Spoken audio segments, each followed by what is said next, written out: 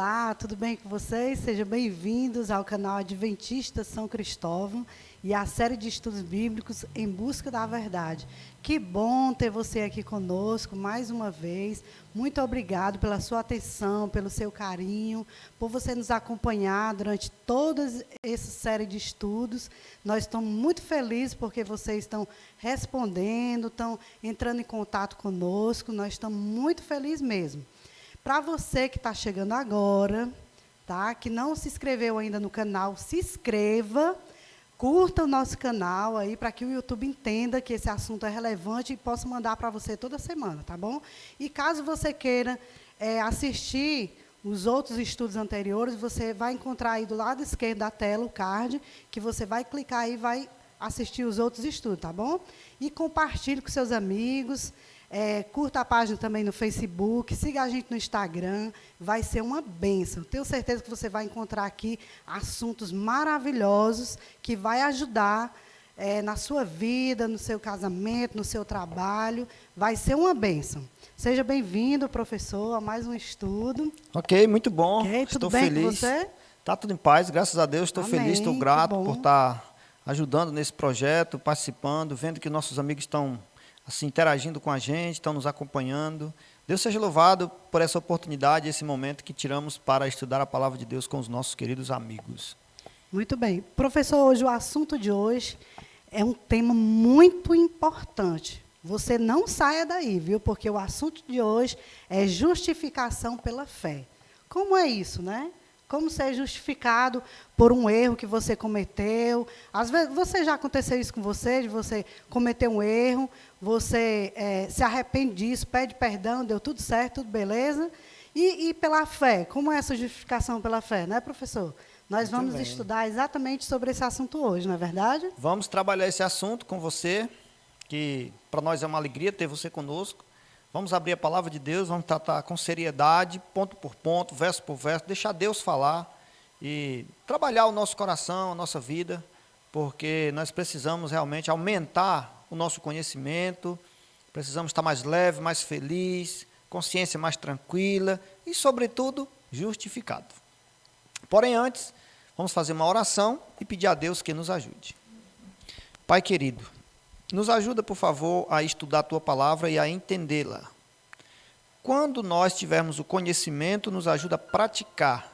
E a prática da Tua palavra, por certo, irá transformar aos poucos a nossa vida, até que alcancemos a plenitude que o Senhor deseja de nós. Abençoa nós e os nossos amigos, em nome de Jesus. Amém. Amém. Muito bem. Hoje nós vamos entender, através da palavra de Deus, como ser justificado pela fé, tá certo? E se você tiver algum questionamento, alguma pergunta, ou quem sabe até um pedido de oração, você esteja passando por algum momento que precise de oração, você entra em contato conosco através dos comentários e deixe ali o seu comentário, interage conosco, que nós, com certeza, com alegria, iremos responder a vocês, tá bom?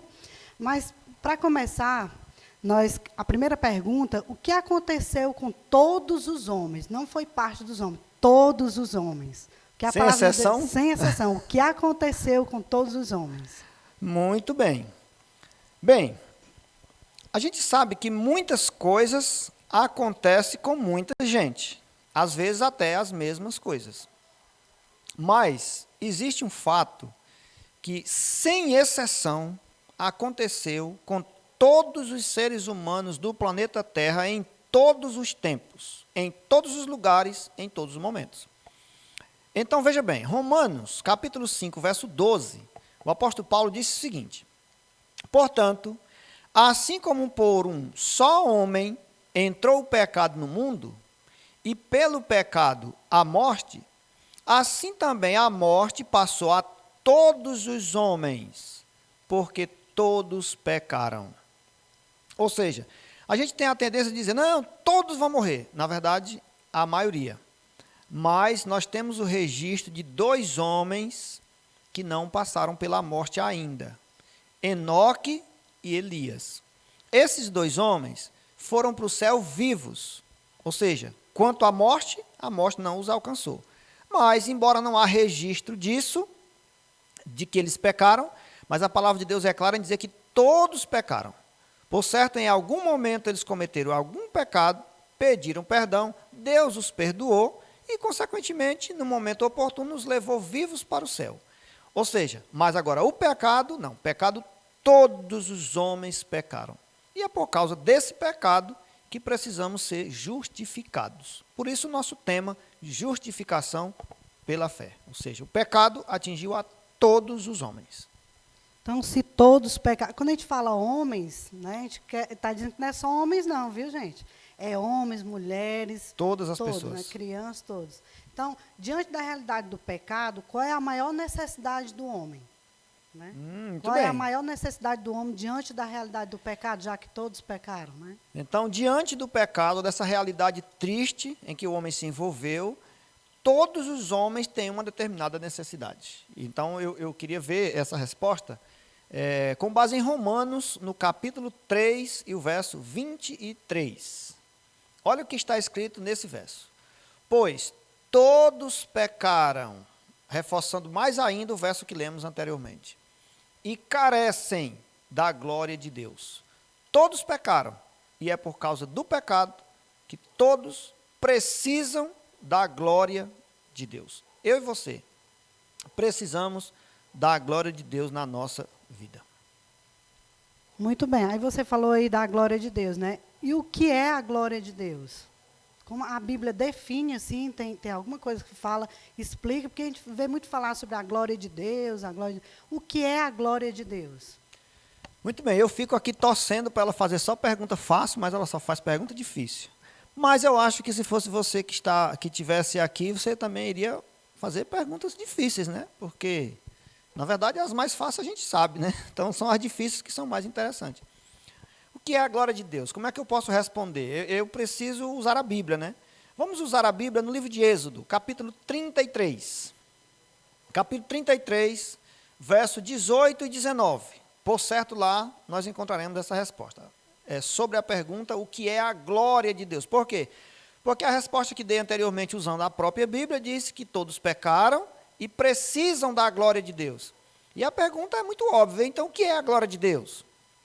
Então vamos procurar na Bíblia a resposta em Êxodo 33, 18 e 19. Lá tem essa resposta com certeza. Então ele disse, rogo-te, ele aqui é Moisés. Se você ler o contexto, você vai ver que é Moisés falando com Deus. Rogo-te que me mostres a tua glória. Moisés disse para Deus, Deus, me mostre a tua glória, eu queria ver a tua glória. Na verdade, parece que Moisés estava querendo ver a face de Deus. Mas ele usa essa expressão, me mostra a tua glória. Respondeu-lhe, Deus respondeu para ele, farei passar toda a minha bondade diante de ti e te proclamarei o nome do Senhor. Terei misericórdia de quem eu tiver misericórdia e me compadecerei de quem eu me compadecer. Ou seja, veja que Moisés pede para ver a glória de Deus e Deus disse a ele que iria mostrar, como resposta ao seu pedido, a sua bondade e a sua misericórdia. Ou seja, então a glória de Deus, de acordo com o próprio Deus, é a sua bondade e a sua misericórdia. Então veja bem, se todos pecaram e precisam da glória de Deus, Deus agora vem e diz, pois é, a minha glória é a minha bondade e a minha misericórdia. Então veja que eu e você, todos nós precisamos da bondade de Deus e da misericórdia de Deus, que é a sua glória. Ou seja, quando eu estou aflito, quando eu estou culpado, a consciência pesada, preocupado, decepcionado, envergonhado, vencido pelo pecado, pelos erros desse mundo, não tem ninguém que possa resolver meu problema, senão Deus pela sua misericórdia. Como disse no estudo anterior, lembro que no estudo passado, conversei com vocês sobre misericórdia, que é a Deus ligando o seu coração à miséria do homem, e se compadecendo dele, e agindo em favor dele, cuidando dele, dando força, dando paz, dando segurança, abençoando, protegendo, guardando. Então, o pecado nos leva a um estado miserável. E Deus, pela sua misericórdia, liga o seu coração à nossa miséria e nos ajuda pela sua bondade. Então, em resposta à pergunta feita, o que é a glória de Deus? A sua bondade e a sua misericórdia. São esses atributos de Deus que nos sustentam e que nos protegem de não sucumbirmos logo nesse grande conflito entre o bem e o mal. Muito bem. Então, recebendo a bondade de Deus, agora que experiência eu posso viver? Né? Que experiência o homem pode viver depois que recebe a bondade de Deus? Quando Deus age na vida dele, Exatamente. como é que ele deve proceder, viver, né? Isso, qual a experiência que ele vai viver agora a partir da bondade de Deus, né? Muito bem. Vamos seguir em Romanos. Romanos é uma carta muito esclarecedora. Então, a partir de quando o homem recebe a bondade de Deus, qual é a experiência que ele vai viver, né? É isso que a Maria perguntou aqui. Então, veja Romanos 5:1. Vou apresentar esse texto para você. Eu acho que esse texto é um texto suficiente para responder essa pergunta. Então, em Romanos 5:1, Deus, por meio do apóstolo Paulo, diz assim: justificados, pois, mediante a fé, temos paz com Deus por meio do nosso Senhor Jesus Cristo. Então, veja bem, a palavra de Deus está dizendo que diante do conflito, nós pecamos, ficamos atribulados, problemáticos, e a coisa saiu do eixo, saiu do normal e ficou ruim para nós. Deus, pela sua misericórdia, nos assistiu e nos justificou. Aquele que foi a ele disse: Senhor, eu pequei, não devia ter feito isso, por favor, me perdoa. Aquele que vai a Deus e pede perdão. Aí então Deus disse: então você está justificado. Tá bom, beleza, entendi, você não vai fazer mais, está tudo ok, Deus é bondoso, sua bondade nos assiste, cuida de nós. Então Deus nos justifica, mas tem que ser mediante a fé, mediante a certeza de que Deus realmente vai nos acudir, vai cuidar de nós. Inclusive, a palavra fé, que vem do hebraico, lá no hebraico a palavra fé quer dizer firmeza. No Novo Testamento, quer dizer certeza. Então, fé é certeza de coisas que a gente não vê, que a gente só espera. E do hebraico, a origem da palavra é firmeza. Ou seja, apesar dos meus erros, mas eu vou com firmeza, eu vou com certeza ao Deus eterno, contar a Ele a minha versão, a minha história, e Ele vai me perdoar. E quando Ele me perdoar, Ele me justifica, ou seja, Ele me aceita. E uma vez justificado, uma vez perdoado e justificado, a consequência natural disso é que eu tenha paz, é que eu me sinta pacificado por Deus. Mas quero lembrar para você, que ainda está envolto no grande conflito entre o bem e o mal, que paz precisa ser entendida como paz mesmo. Paz não é a ausência de problemas. Paz não é a ausência de conflitos, como o mundo prega. Por isso que Jesus disse: a minha paz eu dou diferente da paz que o mundo dá. Então a paz que eu dou é perene, é diferente. A paz do mundo é transitória, é passageira, logo vem outra tempestade e você não está sempre em paz. Inclusive, quero aproveitar e contar uma historinha para você. Eu gosto dessa história. Quando eu li essa história, isso me fez bem. Eu entendi melhor o que era paz. Conta-se de um cidadão que pretendia encontrar a verdadeira paz. E quando ele botou isso na sua cabeça, ele decidiu andar pelo mundo, pegou uma câmera fotográfica, pegou sua bolsa, ali suas coisas e saiu pelo mundo procurando a verdadeira paz. E ele sempre fotografava as coisas que ele via. Por exemplo, ele via ali as borboletas, ali tudo juntas, ali naquele ambiente gostoso, ali das plantinhas, ali rasteira. Então ele fotografou aquilo tudo e parou para pensar e disse: puxa, como essas borboletas estão em paz. Paz é isso. Elas estão tão serenas, tão à vontade, ninguém mexe com elas, só elas juntas aí. Isso deve ser a paz. Mas não faz mal que eu continue procurando mais informação sobre a paz. Aí ele saiu olhando a natureza, as flores perfumadas, viu ali as abelhas sugando o néctar das flores. Aí ele fotografou, parou, pensou e disse: puxa, mas que paz. Elas estão tão tranquilas, se alimentando ali do néctar das flores perfumadas, de manhã logo cedo. Com certeza isso é paz. E assim ele prosseguiu. Num determinado momento ele chegou na beira do mar, na praia, e contemplou aquele vasto oceano, aquele vento. Começou a pensar por ali, andou um pouco mais para lá, mais para cá. E observou a margem ali do mar, algumas rochas, algumas pedras.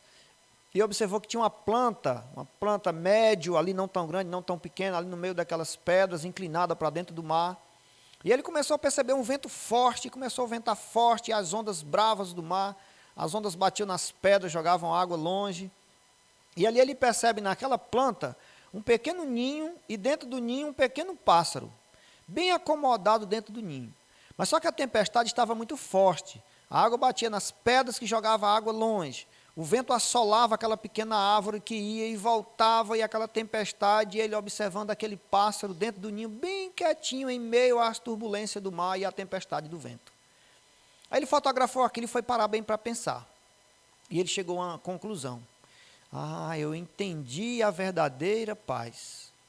Paz não é ausência de problemas, não é ausência de tempestade, não é ausência de maremotos, mas é segurança, tranquilidade, convicção de que está bem, apesar das tempestades. Ou seja, paz é segurança.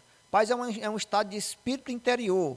É a certeza de que está justificado, que está tranquilo, mesmo diante das maiores tempestades da vida. Então ele volta para casa certo de que tinha encontrado a paz. Então veja só, o pecado, ele traz turbulência, ele traz problemas, ele traz dores, ele traz conflitos, ele traz guerra. Mas se formos a Deus, ele vai nos justificar. E o resultado da justificação é a verdadeira paz. O fato de você e eu estarmos em paz não nos isenta de enfrentarmos problemas. Mas uma coisa é enfrentar problemas sem paz, e outra coisa é estar em paz para enfrentar os problemas. Muito bem. Professor, e o que acontece com um homem que tenta se justificar sozinho? Porque tem pessoa que se acha autossuficiente bastante, que não precisa de Deus e tal, né? Nunca erra. Nunca erra, Tem sempre nunca um vai argumento. precisar de nada. Então, o que é que pode acontecer com uma pessoa que queira se justificar sozinho? Na verdade, é até feio, né? A gente até percebe as pessoas querendo se justificar sozinho e querendo mostrar que nunca erram, que são, em outras palavras, são perfeitos. É verdade. Mas na carta de Paulo aos Gálatas, capítulo 5, verso 4, Paulo disse assim: de Cristo vos desligastes. Esses que tentam se justificar sozinhos estão se desligando de Cristo.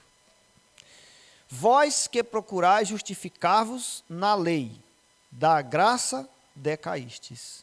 Ou seja, algumas pessoas acham que não erram pelo fato de que fazem tudo bem certinho. Não errei em nada, fiz tudo de acordo com a lei, fiz tudo de acordo com as normas. Mas, na verdade, alguém se justificar sozinho é se desligar de Cristo. Porque Cristo disse assim lá no Evangelho de João: vocês são os ramos e eu sou a videira. Inclusive, se desligar o ramo da videira, o ramo cai no chão, seca, por mais que ele esteja pertinho da videira, mas não estando conectado na videira, ele não dá frutos, ele não funciona, não dá certo. Da mesma forma são vocês. Sem mim, nada podeis fazer. Então, por mais que eu queira me justificar sozinho, ser tão bonzinho, tudo de acordo com a lei, tudo bonitinho, tudo legal, mas só o fato de eu não estar conectado em Cristo, nada eu posso fazer. De Cristo eu estou me desligando. Então, não tente lutar pela vida espiritual sozinho. Vida espiritual é com Cristo, porque sem Ele, nada podemos fazer. Muito bem. Você falando aí em questão da fé, né? Da lei, aí eu lembrei aqui, se a minha fé for tão grande, a ponto de eu posso anular a lei, então, ficar só com a fé mesmo? Realmente, as pessoas chegam a falar disso, né? Mas, coitado, não sabem o que estão dizendo. Nós acabamos de ler um texto aí, né, que diz que quem estiver querendo viver somente de acordo com a lei, sem estar assim plugado em Cristo, de Cristo está desligado, né? A lei é importante? Tem sua relevância? Muita. A lei ela já tem um papel definido. É nos educar, nos proteger, nos ensinar, mas não substituir nem a fé e nem Cristo. Jamais. Muito pelo contrário. A lei é para nos levar a Cristo, né? Para Cristo nos justificar pela fé. Então, mas nesse caso, quero ler outro verso. Vamos usar bastante Romanos, explorar aqui Romanos, porque Romanos é um livro, uma carta muito rica. Por exemplo, o apóstolo Paulo, ele fez essa mesma pergunta para ele mesmo. Perguntou para ele mesmo, refletiu sobre a pergunta e ele mesmo deu a resposta. Aquela história, né, na linguagem do futebol, bateu o escanteio e correu para fazer o gol, né? Então, veja só, Paulo disse assim: anulamos, pois, a lei pela fé? Aí ele reflete um pouco. E ele conclui dizendo: não, de maneira nenhuma, antes confirmamos a lei. Ou seja, temos que guardar a lei mediante a fé, e é pela fé que guardamos a lei. Ou seja, as duas coisas andam juntas. Quem disser que tem muita fé e por isso não precisa guardar a lei é porque ele não tem fé nenhuma, porque a lei só pode ser guardada por fé. Então, a lei é um princípio. Por exemplo, já imaginou um homem ou uma mulher de muita fé que vive em adultério? Já imaginou como é que pode? Já pensou um homem ou uma mulher de muita fé que rouba o alheio? Sendo que a lei diz não adulterarás e diz não furtarás. Que fé é essa? Então não faz sentido. Então nós temos que acreditar em Cristo pela fé, ser salvos pela graça, e a lei é para demarcar o caminho que devemos andar, uma vez que nós estamos dizendo que estamos em Cristo. Então, a lei é para dar os limites. Você está em Cristo? Estou. Você aceitou a graça? Aceitei. Pela fé? Foi. Pois então, pessoas nessas condições têm que andar nesse caminho aqui. Aí a lei mostra o caminho para a pessoa andar. Ninguém pode desclassificar a lei em momento nenhum, apesar que a lei não salva, mas Cristo já nos salvou. E o estilo de vida de um salvo é diferente do estilo de vida de quem não está salvo.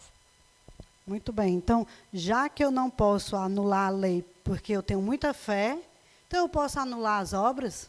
Posso excluir, porque a minha fé é tão grande, não precisa fazer... Não precisa de obras, né? Obras, né? Pode ser assim? Fica complicado, né? Porque se a pessoa disser, eu tenho tanta fé que eu não preciso das obras. Bom, mas como é que ele vai mostrar essa fé? De que forma ele vai evidenciar que tem essa fé? Mas fica difícil. Por isso, Tiago, eu quero ler um texto que está em Tiago, no capítulo 2, verso 20. E Tiago disse assim: Quereis, pois, ficar certo, ó homem insensato, de que a fé sem as obras é inoperante? Olha a pergunta. Ele chamou de insensato a pessoa que não tem sensatez, caso esteja pensando que pode revelar alguma fé sem obras. Nada dessas coisas salva o homem. O que salva o homem é a graça de Deus mediante a fé. As obras são o resultado da salvação adquirida em Cristo pela fé. Então, as obras é que mostram que tal e tal pessoa está com Cristo. As obras que revelam que tal e tal pessoa tem fé no coração. Porque fé é certeza de coisas que a gente não vê. A gente apenas espera. Então, é pela fé, por essa certeza, que a gente é motivado a fazer as obras.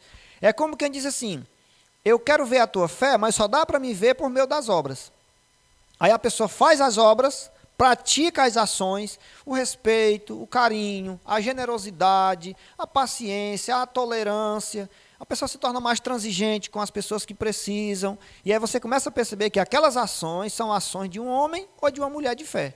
Aí a gente vai dizer, fulano de tal é um homem ou uma mulher de fé, porque ele doa, porque ele espera, porque ele tem jeito de lidar com as pessoas, com os velhos, com as crianças, com os mais complicados. Então, são essas ações, são essas obras que evidenciam que eu e você temos fé. Caso essas obras não apareçam, a fé também fica invisível, porque, de fato, ela não existe no coração do homem. Só quando ele revela por meio das obras. Muito bem. Professor, a pergunta agora é a seguinte: como é o processo da justificação? Como é que nós somos justificados? O que aconteceu, né? O que acontece, Exatamente. como é que se chega a esse ponto? Como é que se chega até o ponto da justificação? Muito bem, eu disse para vocês que o nosso estudo hoje estaria bem baseado em Romanos, então eu vou trazer à tona aqui mais um texto de Romanos para ficar bem claro essa questão. Como é que se deu o processo da justificação, foi a pergunta. Romanos capítulo 3, vejam só, verso 24. Sendo justificados gratuitamente, está aqui a resposta, justificados gratuitamente, ou seja, Deus me justifica de graça, pela sua graça, não é por nada que eu faça, só basta eu ter fé, acreditar, o resto ele faz tudo de graça. Por sua graça, mediante a redenção que há em Cristo Jesus, a quem Deus propôs no seu sangue como propiciação mediante a fé, para manifestar a sua justiça, por ter Deus, na sua tolerância, deixado impunes os pecados anteriormente cometidos. Percebe? Deixado impunes os pecados anteriormente cometidos. Por quê? Pela tolerância que Deus está me dando. Aquele que peca e não tem conhecimento desse pecado, Deus não pode cobrar dele. Isso é tolerância. Mas Deus agora me adverte para me orientar sobre o que é pecado e o que não é pecado. E aí eu, pela fé, vou lá e busco perdão. Aí Deus gratuitamente me concede. A sequência do verso: tendo em vista a manifestação da sua justiça, no tempo presente, para ele mesmo ser o justo e o justificador daquele que tem fé em Deus.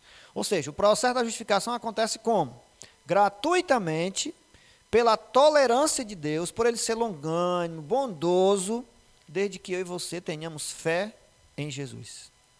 O processo é esse. É gratuito, pela tolerância de Deus, mediante a minha fé. Esse é o processo. Muito bem. Então, agora, eu já sendo justificado, né? Agora, como é que eu devo viver? Como é que o homem justificado deve viver em Cristo? Como é que deve ser o proceder? Depois que recebe a justificação, o homem deve viver agora diferente, né? Livre, liberto, tranquilo, né? Com certeza. Então, vamos aos Coríntios. Segunda carta do apóstolo São Paulo aos Coríntios, para a gente entender como deve viver um homem justificado. Muito bem. Diz a palavra de Deus: e assim, ou seja, justificado, se alguém está em Cristo, é nova criatura. As coisas antigas já passaram, e eis que se fizeram novas. Ou seja, nova criatura. Deus criou esse ser humano, ele se encheu de problemas, se encheu de defeitos, se encheu de mazelas, estava todo complicado, fisicamente, intelectualmente, espiritualmente, socialmente, conjugalmente, tudo com defeito. Meteu a cara nos vícios, brigava com a esposa ou com o esposo, não tinha mais ânimo para trabalhar, a questão física estava comprometida, estava muito feio, cabelo grande, desarrumado, linguajar impróprio, tudo errado. Mas esse ser humano foi encontrado pelo seu Criador, teve um contato com ele, aceitou o seu Criador pela fé, foi justificado, foi perdoado, e Deus agora transformou ele numa nova criatura. Agora ele tem uma outra linguagem, outra postura, restaurou seu casamento, suas perspectivas, seus projetos, a questão física, cortou o cabelo, cortou a unha, fez a barba, se arrumou, e agora você vê ele com um semblante de alegria, com palavras de ânimo, um homem ou uma mulher transformada, com muitos projetos diferentes, uma família bonita. Isso é uma recriação. Deus refez, tornou ele agora uma criatura nova. Aquelas coisas antigas, tudo se passaram, agora tudo se fez novo. Por quê? Porque isso vem como resultado de uma justificação pela fé diante de Deus. Deus agiu na sua vida, lhe transformou, lhe deu agora uma nova realidade. E olhar para essas pessoas faz bem, a gente fica feliz. Quem dera se eu e você tivéssemos a alegria de ver todos os nossos familiares transformados, nossos vizinhos, nossos amigos, toda a nossa comunidade, de homens e mulheres transformados, justificados pela fé mediante a graça de Deus. Esse é o processo, vem tudo gratuito. Quanto ao homem, é só aceitar, querer, entregar a vida a Deus e ele vai fazer essa transformação. Professor, de que maneira nos apossamos da justificação? Eu preciso fazer alguma coisa, alguma obra, preciso guardar a lei. O que eu preciso fazer para me apossar dessa justificação?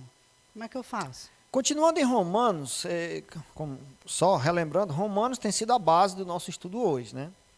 Então, continuando em Romanos, o que a gente pode fazer para se apossar, para receber, né? Se apossar parece até um termo muito popular, de tomar a força, né? Mas não é isso.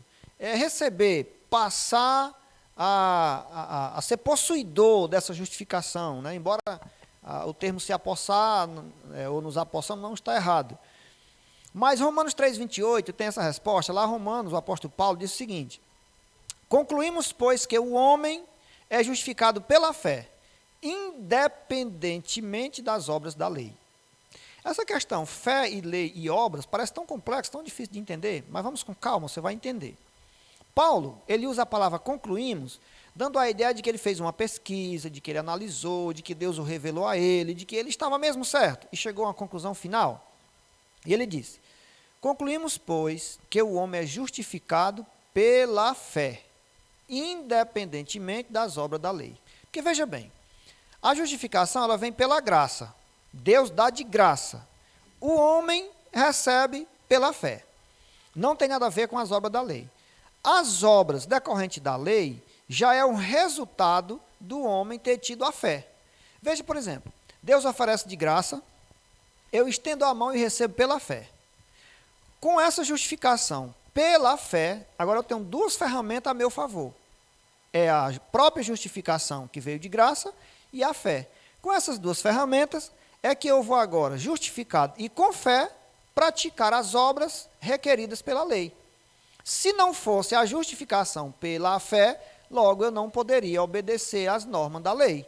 Mas, justificado e com fé, agora eu arregaço as mangas e vou viver um dia a dia praticando as obras que estão inseridas nos requerimentos da lei.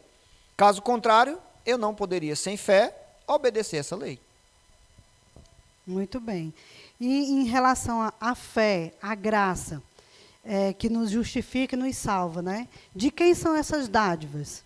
Quem é o possuidor de todos esses tesouros, que né? doa Digamos para a assim, gente, que né? doa. Exatamente. A palavra de Deus diz na carta de Tiago que toda boa dádiva vem do céu. Toda boa dádiva, todo dom perfeito, vem tudo do céu.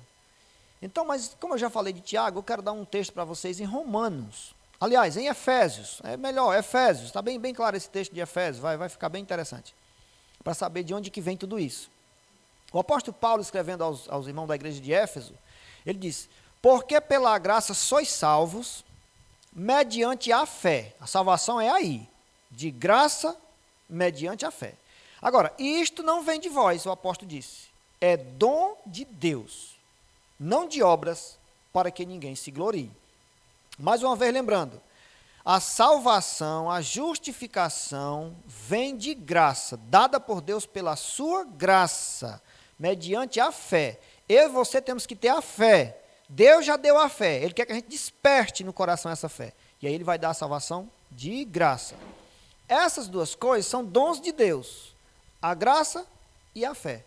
A salvação não pode se dar por obras, porque se alguém conquistasse a salvação por obras, o homem iria se gloriar nessa conquista. Então, se há alguma coisa que faça eu e você nos gloriarmos, tem que ser em Cristo. Agora, depois de salvo em Cristo, sentindo no coração a paz, a segurança, o bem-estar, a alegria de estar com Cristo, agora isso nos move para fazer as obras pela gratidão de ter sido salvo na pessoa de Jesus Cristo. Aí entra o processo da nova criatura, nova cabeça, nova experiência, jeito diferente de lidar com as pessoas. Agora você vai ser mais paciente, vai ser mais bondoso, vai sempre dar uma segunda chance, vai sempre lidar melhor com a esposa, com os filhos, com as pessoas, porque tem outra cabeça, agora é uma nova criatura. Então Deus, Ele está oferecendo para mim e para você essa salvação de graça, mediante a fé. Faça uma experiência com Deus. Faça um exercício espiritual com Deus. Ore a Ele do seu jeito. Abra o seu coração e diga, Deus, eu sou assim, eu sou desse jeito, eu sou daquele outro jeito, mas eu mesmo não gosto, eu acho isso tão feio, tão desarrumado. Me perdoa, me justifica, me salva, muda a minha vida. E depois disso, continue lendo sua Bíblia. Quando puder, vá à igreja. Procure uma igreja adventista do sétimo dia, o mais próximo da sua casa. Você pode usar aí a sua internet, seu celular e coloca lá o site www.encontreumaigreja.com.br. Aí o site vai mandar para você a igreja mais próxima da sua casa. Aí você vai lá, mais próximo da sua casa, num sábado, 8h30 da manhã. Vai num domingo, 6h30 da tarde, ali, à noitinha. Vai numa quarta-feira, 7h30 da noite. Procura uma igreja adventista nesse horário. Converse com os irmãos, peça oração, se una a esse povo. E vamos juntos buscar gratuitamente essa graça que o Senhor nos oferece pela fé. Lá na igreja você vai encontrar as pessoas que trabalham com família, que trabalham com saúde, que trabalham com crianças, que trabalham com jovens, que trabalham com casais. Enfim, apareça, dê as caras, diga quem você é, de onde você veio. Quero servir a Deus, eu vim aqui, eu acompanhei um estudo lá com o professor Paulo, encontrei no YouTube. Então me ajuda, que Deus vai te ajudar por meio dessa igreja, dessa mensagem, dessa palavra, desse conforto que Ele quer te dar para transformar a tua vida e a vida da tua família. Pense nisso, busque a Deus, seja confiante, acredite na vitória, porque pela graça sois salvos mediante a fé, e isto não vem de vós, é dom de Deus. Vamos orar por você e por sua família. Pai querido, abençoa a família, os amigos, dos amigos que estão nos acompanhando. Os nossos amigos nos acompanham, passam por seus amigos, por seus irmãos, por seus familiares. Então abençoa todas essas famílias, todas essas pessoas, todos nós que fazemos esse estudo, essa série interessante de estudo da Tua Palavra.